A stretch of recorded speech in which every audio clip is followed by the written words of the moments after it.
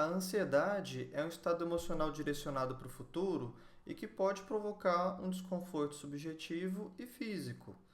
Boca seca, tremor, palpitações, sensação de inquietação. Apesar disso, a ansiedade é um sentimento completamente normal e que nos ajuda a focar na resolução dos nossos objetivos. Só que quando a ansiedade fica muito intensa, muito frequente e durando o tempo demais, ela pode deixar de ser esse sentimento normal e passar a ser um transtorno chamado transtorno de ansiedade generalizada.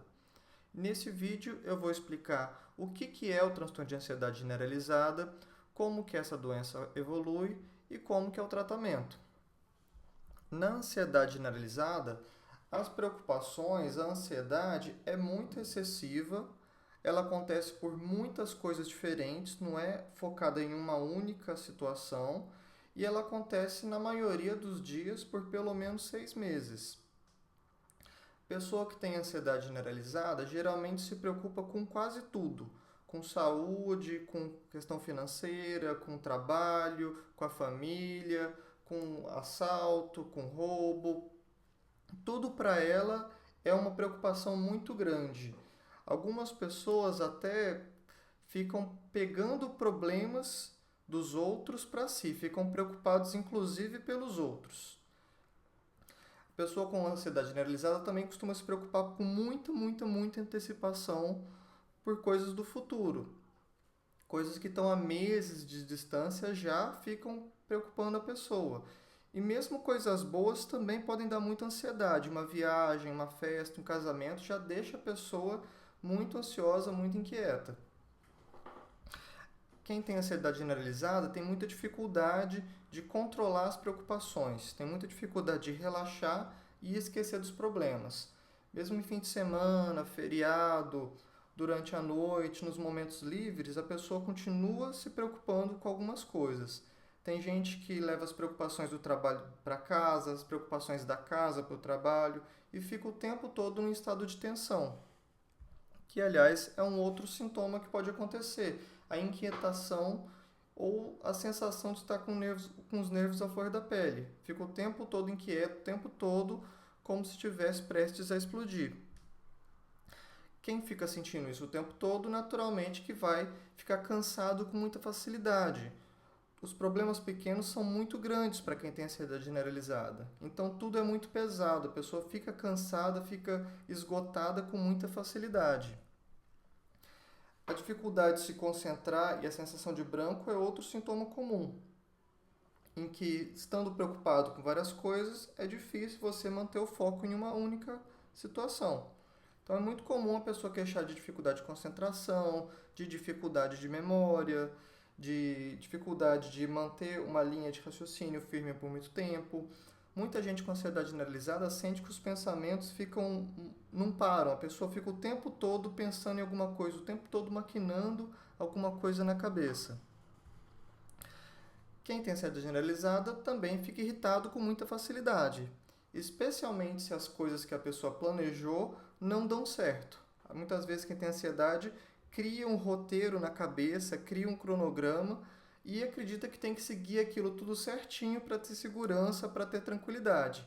E como quase nunca isso acontece, a pessoa fica muito irritada quando não segue o planejado. Por exemplo, ela pode ficar muito irritada se alguém atrasa poucos minutos, ou se ela própria atrasa pouco tempo, ela já fica muito irritada. Se não consegue concluir uma tarefa, já fica muito brava, tanto consigo mesmo quanto com as outras pessoas. Tensão muscular acontece com muita frequência, especialmente no pescoço, na nuca, na parte mais de cima das costas, nos ombros. Sente que o músculo está duro, que está doendo. E por fim, podem acontecer dificuldades no sono. Pode ser uma dificuldade de pegar no sono porque fica pensando nos problemas. Pode ser um sono superficial em que a pessoa acorda várias vezes pela noite e pode acordar já pensando nos problemas, já pensando nas preocupações.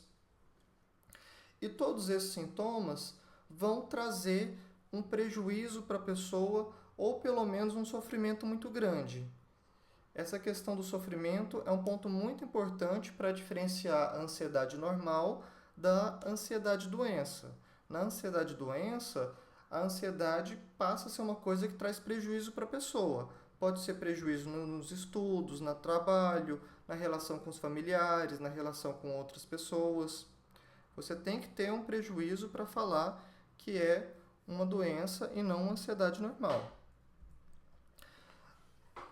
No Brasil, é estimado que 3,7% da população tem ou já tenha tido ansiedade generalizada.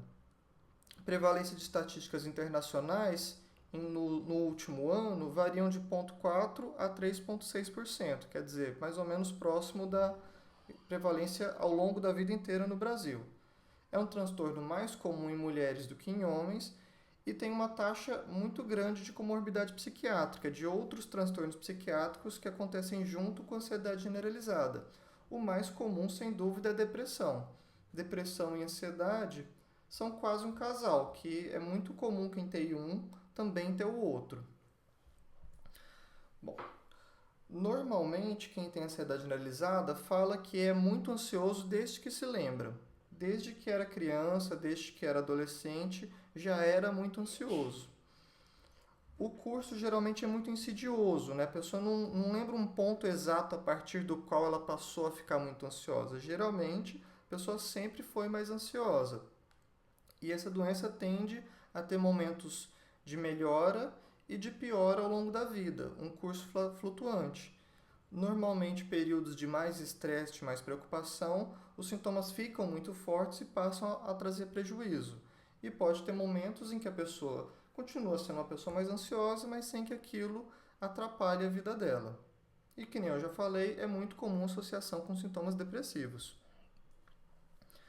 Outra associação muito comum de quem é mais ansioso é ter muitos sintomas físicos causados pela ansiedade. É muito comum quem tem ansiedade generalizada ter muita queixa de tontura, de labirintite, de gastrite. Algumas pessoas têm uma coisa que chama síndrome do intestino irritável, em que quando ficam mais ansiosos, tem muita cólica intestinal, fica com a barriga estufada, tem diarreia ou então constipação, fica com o intestino preso.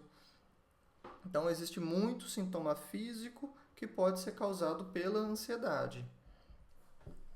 O tratamento envolve psicoeducação, você explicar sobre a doença, explicar sobre o tratamento. A atividade física é muito boa para a ansiedade generalizada, especialmente para os sintomas de tensão muscular, insônia, dificuldade de relaxar. A atividade física ajuda muito em quem é ansioso.